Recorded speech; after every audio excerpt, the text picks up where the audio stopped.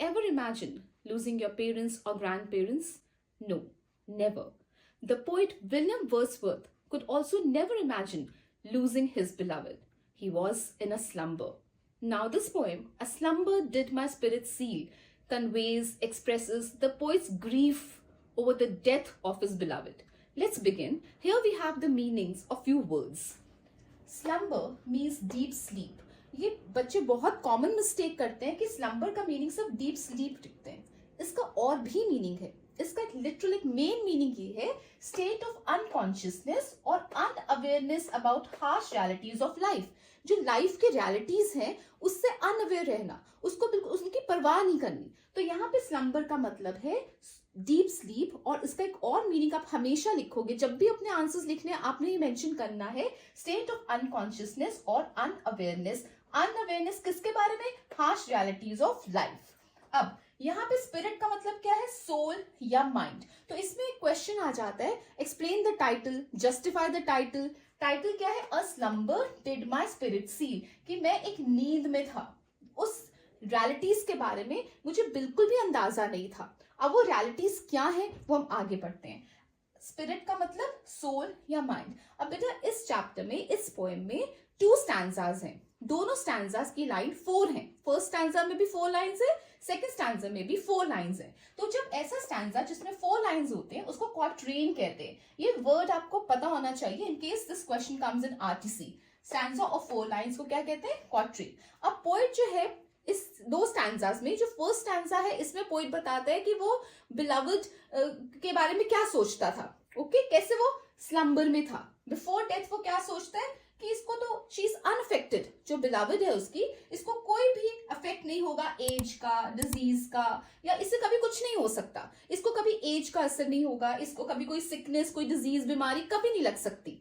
और वो सोचता है कि शी इज वेरी लाइवली, ये तो इसको कभी एजिंग भी नहीं होगी, ये तो बहुत लाइवली है. इसलिए वो सो रहा था, क्योंकि उसको ये रियलिटीज नहीं पता थी कि ये चीजें अफेक्ट कर सकती हैं. She is a human being, she can also be affected with passing of time, she can also be affected by age. तो वो अनअवेयर था. He was sleeping, he was in deep sleep, slumber. Spirit को seal करा हुआ है, इस नींद में वो बैठा हुआ है. भी इसको कुछ नहीं हो सकता. होता क्या है? She passes, she dies. तो सेकंड स्टैंजा में वो बता रहा है कि नाउ इट्स ओके. अब वो अपने आप को कंसोल कैसे कर रहा है, अपने आप को हौसला कैसे दे रहा है? She has become a part of nature, she has integrated with nature, she has mingled with the earth. तो शी इज अलाइव. जब वो नेचर के साथ मिक्स हो गई, रॉक्स के साथ, अर्थ के साथ, सॉइल के साथ, प्लांट्स के साथ, जब वो मिक्स हो गई है, जब वो मिंगल वर्ड यूज करना है आपने, जब वो मिंगल हो गई है तो उसको अब तो वो अलाइव है ना. तो इस बेसिकली इस पोएम में हमारे 2 स्टैंजाज हैं. एक स्टैंजा आपको बताता है कि पोएम जो था, इस पोएम में पोएट जो है बिफोर डेथ, उसकी डेथ से पहले क्या सोच रहे हैं कि ह्यूमन फियर्स नहीं है उसको, अर्थली इयर्स, उसको किसी चीज का कोई affected, she won't be affected by any of the things like age, disease, death. And second stanza में वो क्या बता रहे हैं? That she has become part of nature, she has integrated with nature, she has mingled with nature. ये आपकी पूरी summary है. जिसको ये समझ आ गया, explanation I be doing line to line. मैं बहुत जल्दी आपको एक्सप्लेन कर दूंगी ये पोएम, लेकिन आपको ये समरी पता होनी बहुत जरूरी है. And the first stanza is, a slumber did my spirit seal, I had no human fears, she seemed a thing who could not feel the touch of earthly years. So poet इसमें क्या कह रहा है कि एक slumber ने मेरे spirit को सील किया हुआ था. मैं एक अनअवेयर स्टेट में था, मैं एक अनकॉन्शियस स्टेट में था.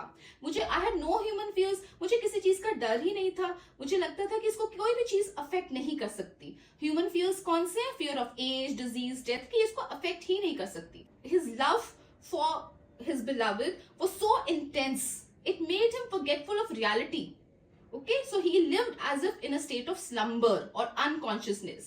He did not realize that she was a human being. अब she seemed a thing who could not feel. वो कुछ भी फील नहीं कर सकती, उसे किसी चीज का असर नहीं हो सकता. The touch of earthly years. Earthly years कौन से हो गए? वही एज, डिजीज, डेथ. तो इसको कोई भी चीज असर नहीं कर सकती. अभी वो फर्स्ट स्टैंजा एक्सप्लेन कर रहा है. अब आ जाओ सेकंड स्टैंजा. सेकंड स्टैंजा में वो कह रहा है, सेकंड स्टैंजा मतलब after death, when the beloved has died. तो इसमें वो क्या कह रहा है? No motion has she now, no force. अब she does not exist anymore. Okay, second stanza mein she doesn't exist. So being dead, she has become still, she has become motionless, she is inert, she neither hears nor sees because she is dead. कोई energy नहीं है उसमें, कोई senses नहीं है उसमें, hearing के, seeing के, they are not, she is dead, she has become still and motionless. अब स्टिल एंड मोशनलेस हो गई है, तो अब नेक्स्ट लाइन में क्या कह रहा है? Rolled around in earth diagonal course with rocks and stones and trees. Now she has become an integral part of the earth. Earth का पार्ट हो गई है. She is now a participant in the daily routine of earth and rolls with it. अब वो अर्थ के साथ role करने लग गई है. She has become a part of nature. So in this way the poet is telling that we can never run away from the realities of life.